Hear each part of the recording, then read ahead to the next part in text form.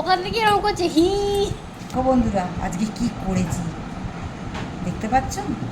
রে বাবা, আজকে কি হবে গো?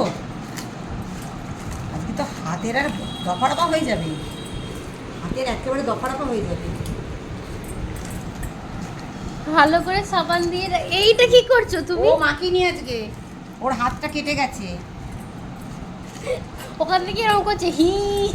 মানে খুশি হয়েছে বৌদি এরকম লাল লাল লঙ্কা মাখছে, এবার আমি ওর গালে মাখিয়ে দেবো হাতটা।